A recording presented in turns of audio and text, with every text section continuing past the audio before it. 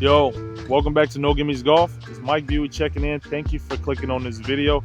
If you did, maybe you're new to golf, or maybe you're just a supporter of the channel. Either way, I appreciate you, and I hope this is, a helpful video for you. This video is a part of my 2-Hole Tuesday series, where I'm trying to play like 2 holes and give some things that I think about while I'm on the course, some etiquette for newer golfers, and just things that help me kind of elevate my game. But I think there's one topic that really needs to be touched on, especially for the new golfers. If you're newer to the game and have never heard of the driving range, this video is for you. If this video and things like this interest you, go ahead and drop a like, subscribe, and even in the comments, let me know, was this video even helpful? My ultimate goal is to grow the game of golf, and I want to do that by making sure that the information is easily obtainable and relatable. I'm a relatable golfer. You see plenty of bad shots on my channel, right? Well, I've got friends, I've got guys who have hit me over the years and say, yo, I want to get out and golf with you. Let's hit the course. But I try to be really honest with them, obviously in a respectful way, but it's just like, yo, you should really get lessons because I'm no instructor. So listening to me will actually do you no good. And 2, hit the driving range before you hit the course.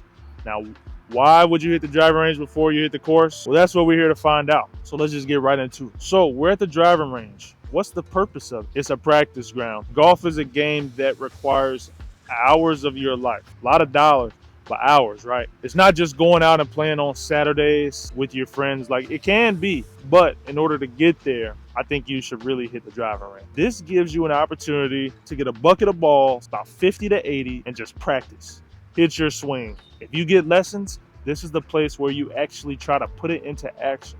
You don't want to get a lesson and then just go on the golf course. And if you really think about it, if I was working on wedges and then I go hit the golf course, I'm not going to tee off with the wedge. I'm not going to hit the wedge from anywhere outside of 130. And you're not going to use the wedge on the green.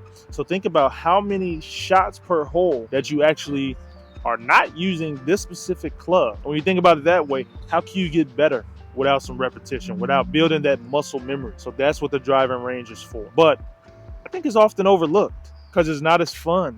We like to achieve things. We like to get the ball in the hole, right? Out here, you're looking at 3 football fields, right? You're just hitting. There's no winning. There's nothing like that, right? So it's not as appealing. And if you're new to golf, you're looking for the hook to get you in.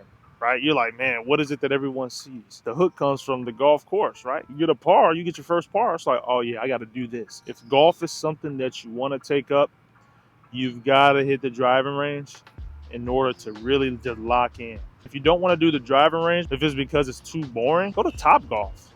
That's the best of both worlds. See if you even like trying to hit the ball. How frustrated are you getting? Because you're not going to stop getting frustrated. If anything, you'll get more frustrated the more knowledge you know about the game. And I think the last point I'll get into before I get into the basics of the range itself, golf is a game. Now it's changing, right? People are dressing a little different. You got more people that look like me out there, right? Like, you got younger people out there playing. The game is changing. The game is evolving. I wouldn't even call it change. I would call it an evolution.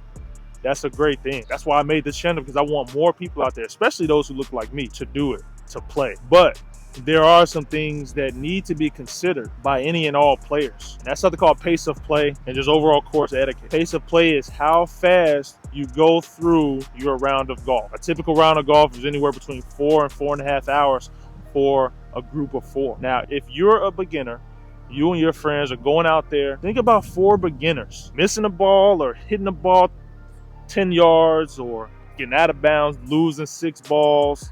At least think about how long that's going to take, how slow that's going to be. You're impacting people behind you and the people behind them. Next thing you know, the whole course is backed up. It's absolutely ridiculous. Part of what I wanted to do was to also educate and just say yo, that's actually not okay. While golfers want everyone to enjoy golf, we don't want to do that at the expense of the game itself. So get to the range, man. Practice, get your reps up so you can actually go out there and have a good time. And the other reason is because you don't want to waste money on the golf course and be bad. You can get a bucket of balls for $10, practice, get better, then go out there. It's really that simple. It's economics at this point.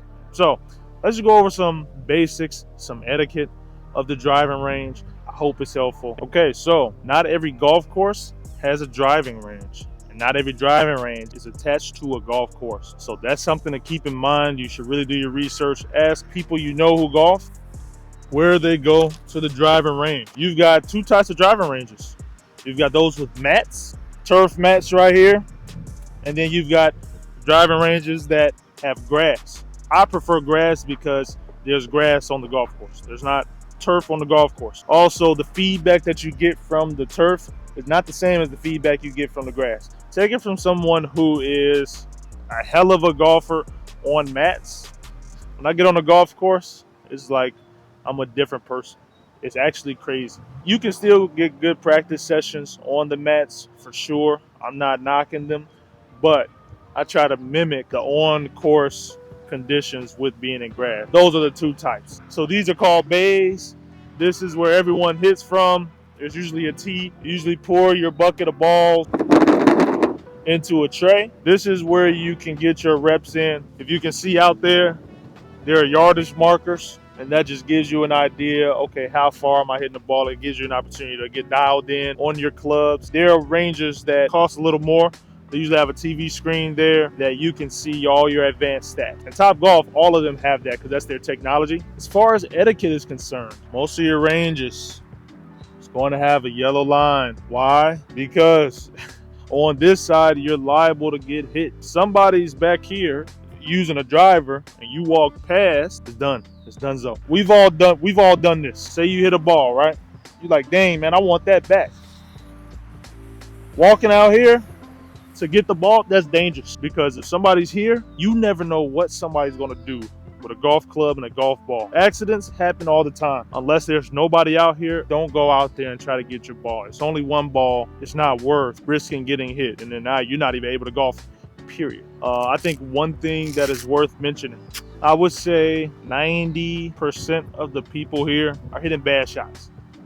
They're hitting bad, it's normal. That's why they're here. So that's something to keep in mind because some people have a fear of, failing in front of others. That's normal. Some people are worried about how they'll look. Somebody laugh at my shot. We're all here trying to get better. It's like that gym mentality. You may feel self-conscious being at the gym, working out, whatever. It's like the people at the gym, they know, oh yeah, they're here trying to better themselves. They're here trying to get better, just like I'm trying to get better. So there is nothing to laugh at. So it's kind of like a misconception a little bit. Last couple things I'll say and then I'll stop. I think you should stretch before you hit any balls.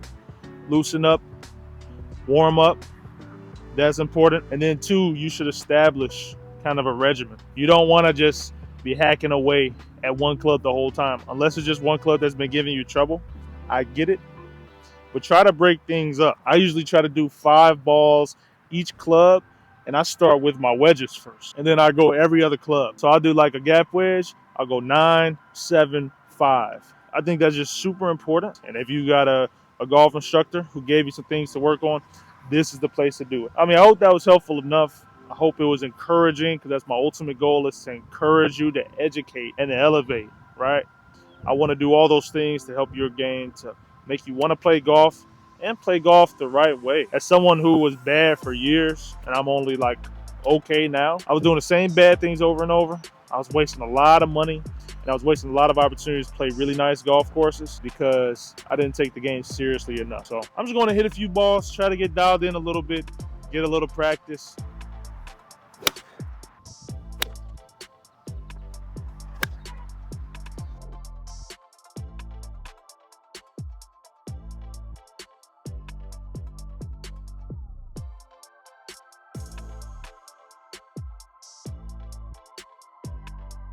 I hope that was helpful. Till next time, man, I'll catch you on the next one. Thanks for tuning in.